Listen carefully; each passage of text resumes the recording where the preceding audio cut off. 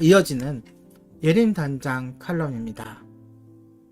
네, 오늘도 이대한 계명인데요. 우리가 지난주 금요일에도 기도에 대해서 이야기했는데 그 연장선입니다. 하나님과의 대화 기도입니다. 우리는 종종 어떤 사람과 처음 만났을 때 무슨 말을 해야 할지 몰라 당황할 때가 있습니다. 그 사람과 오래 앉아있고 침묵이 길어질수록 더 당황하게 됩니다. 그리고 집으로 돌아갈 때는 후회하는 마음을 안고 다시는 이런 일이 없게 하겠다고 다짐을 할 것입니다. 많은 사람들이 하나님께 기도하려고 할 때마다 이런 비슷한 경험을 합니다. 당신도 이들 중에 하나라면 아래에 기록된 내용으로 도움을 받아 당신의 기도 생활이 더 풍성해지기를 바랍니다.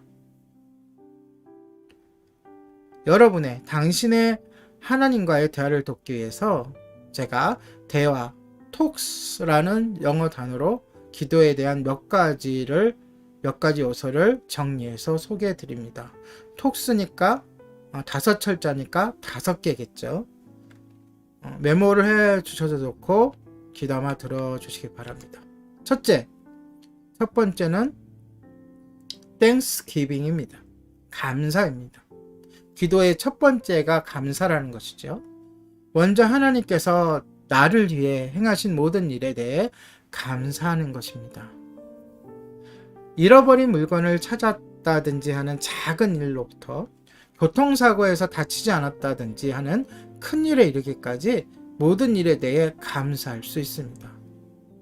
그래서 먹을 음식과 거처할 집을 주시는 실제적인 필요로부터 당신을 죄에서 건져주시는 영적인 부분에 이르기까지 모두가 감사의 기도 제목들입니다. 하나님께서 여러분에게 당신에게 행하시는 모든 것에 대해 생각나는 대로 감사를 드리십시다. 우리의 감사는 주님의 이름을 증거하는 이슬의 열매라고 히브리서 13장 15절에 이야기하고 있습니다. 자, 두 번째는 adoration, 경배입니다. 하나님께서 하신 일들에 대한 감사를 드린 후에는 그분께 경배, 찬양을 드리는 것이 자연스러운 일입니다. 그렇기 때문에 하나님이 가르치신 기도 가운데서도 하나님을 높이고 우리가 드리는 기도 가운데 감사 다음에 따라 붙는 것이 자연스럽게 경배, 찬양이 되는 것입니다. 하나님의 성품을 찬양하십시오. 예를 들어 하나님의 사랑, 거룩함, 그리고 전능하시고 신실하심을 찬양할 수 있을 것입니다. 경배란 하나님을 높이고 그분을 찬양하는 것입니다. 내가 여호와를 항상 송축하여 그를 송축함이 내 입술에 계속하리로다. 시편 34편 1절의 말씀입니다.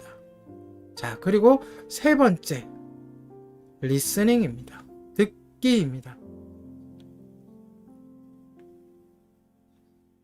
우리의 기도에 있어서 우리가 약한 부분이 바로 이 듣기인데요.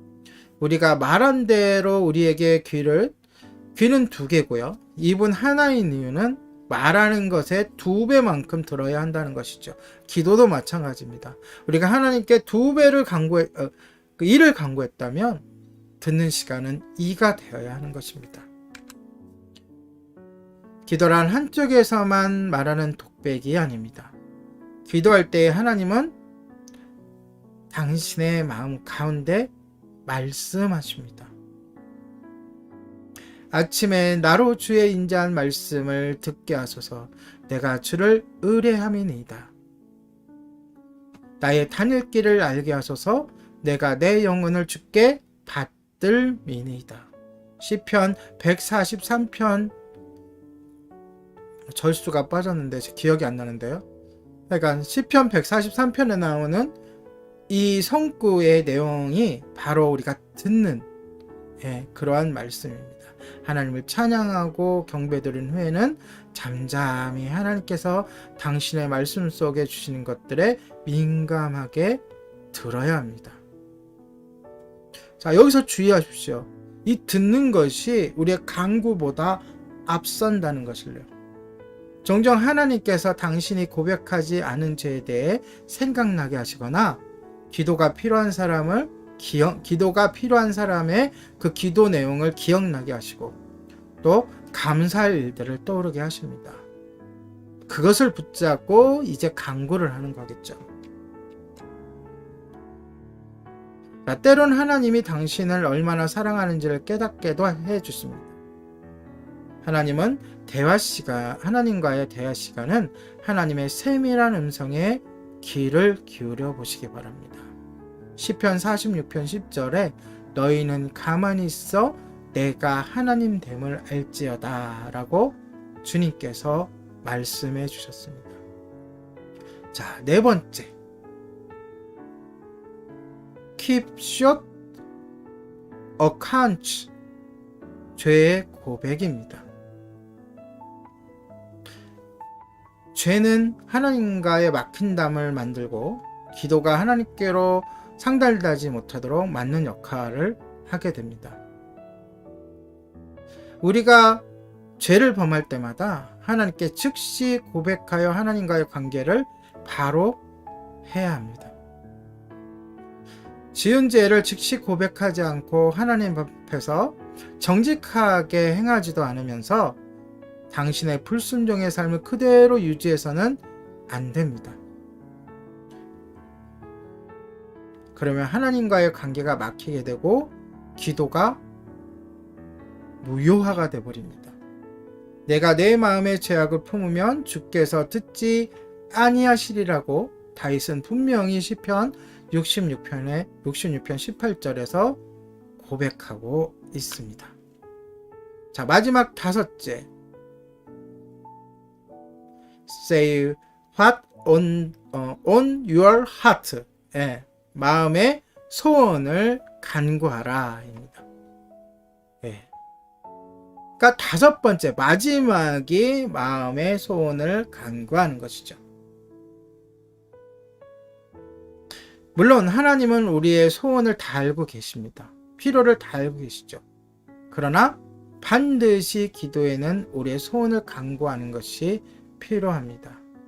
하나님은 당신이 안고 있는 모든 필요와 간구를 하나님께 아뢰기를 원하십니다.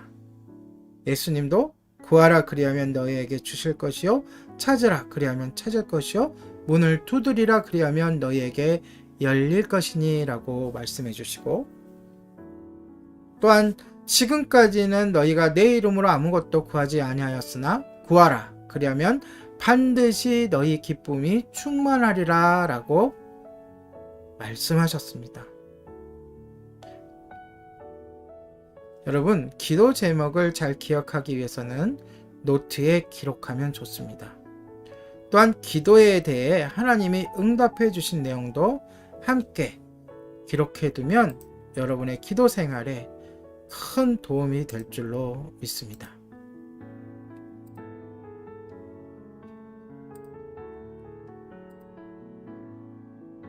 이상 오늘의 예린 담장 칼럼이고요. 내일은 여기에서 연장해서 구체적으로 기도하는 방법에 대해서 이렇게 또 나누도록 하겠습니다. 오늘 5가지 잊지 마십시오. 이상 예림 담장 칼럼이었습니다.